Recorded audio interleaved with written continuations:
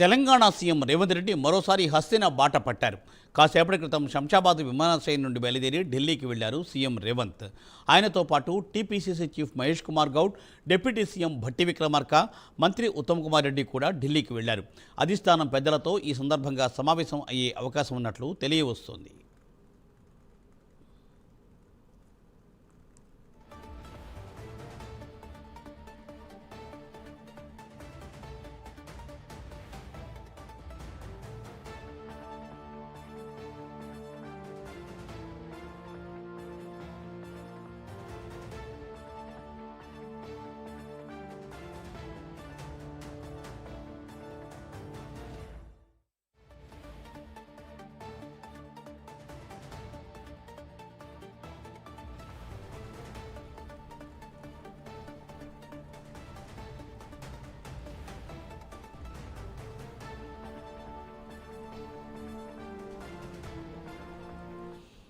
ముఖ్యమంత్రి రేవంత్ రెడ్డి హస్తిన బాట పట్టారు. మళ్ళీ ఆయనతో పాటు TPCC chief Mahesh Kumar Goud, deputy CM Mallu, అలాగే మంత్రి ఉత్తమ్ కుమార్ రెడ్డి తదితరులు ఢిల్లీకి వెళ్లారు. అధిష్టాన పెద్దలతో వారు సమావేశమయ్యే అవకాశం ఉంది. దీనిపై మరింత సమాచారాన్ని మా ప్రతినిధి అజీం అందిస్తారు. అజీం.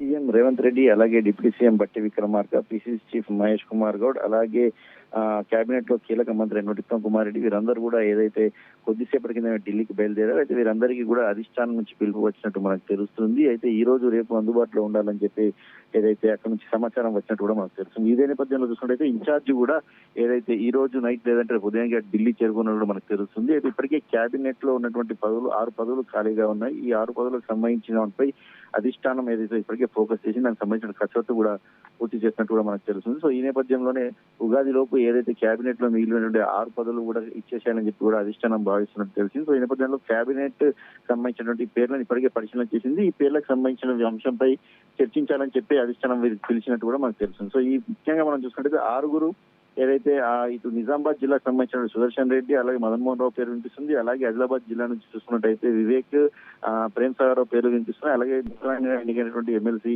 విజయశాంతి పేరు వినిపిస్తుంది. అలాగే నల్గొండ జిల్లా నుంచి చూసుకున్నట్టయితే అటు రాజగోపాల్ రెడ్డి, అలాగే బాలునాయక్ పేరు వినిపిస్తుంది. ఇక మహబూబ్ నగర్ నుంచి చూసుకున్నట్టయితే వాకిటి శ్రీహరి పేరు వినిపిస్తుంది. హైదరాబాద్ నుంచి చూసుకున్నట్టయితే ఇటీవల గవర్నర్కోటలో ఎమ్మెల్సీగా ఎన్నికైనటువంటి మీర్ అలీ ఖాన్ పేరు కూడా వినిపిస్తుంది. వీరందరి పేర్లు కూడా ఏదైతే పరిశీలించినట్టు చూస్తుంది. వీటిలో సామాజిక సమీకరణ నేపథ్యంలో ఇప్పుడు కేబినెట్ లో ఉన్న మంత్రులు సామాజిక సమీకరణ ఉంది. వీరిని తీసుకుంటే వీరి సామాజిక సమీకరణ ఎలా ఉండబోతుంది? ఎందుకంటే పార్టీ ఇప్పటికే 42% బీసీ రిజర్వేషన్ సంబంధించి ఒక చట్టం చేసింది. అలాగే ఎస్సీ వర్గానికి సంబంధించినటువంటి ఒక చట్టాన్ని కూడా చేసింది. సో ఇవన్నీ నేపథ్యాలను ఏదైతే పార్టీ పరిగణలోకి తీసుకొని అధిష్టానం కూడా ఇప్పటికే వీటిపై పూర్తి కసరత్తు చేసింది. ఇక్కడ నుంచి రాష్ట్ర నాయకులు కూడా తమకు సంబంధించిన పేర్లను కూడా పంపించారు. నూతనంగా ఇన్ఛార్జిగా వచ్చినటువంటి మీనాక్షి నటరాజన్ సైతం దీనిపైన స్టడీ చేసి అక్కడ ఉన్నటువంటి పేర్లను కూడా ఏదైతే అధిష్టానం దృష్టి కూడా తీసుకుని కూడా తెలుస్తుంది. కేవలం ఒకే ఎజెండా ఏదైతే కేబినెట్ భర్తీకి సంబంధించిన విషయంపైన, విస్తరణకు సంబంధించిన అంశంపైన వీరందరినీ కూడా ఢిల్లీకి అధిష్టానం పిలిపించినట్టు తెలుస్తుంది. సో ఉగాది లోపు ఏదైతే కేబినెట్ విస్తరణ జరుగుతుందని ఒక ప్రచారం అయితే జరుగుతుంది. సో ఈ నేపథ్యంలోనే వీరి పర్యటన కాస్త తెలంగాణ రాష్ట్రంలో కాస్త ఆసక్తికరంగానే మారిందని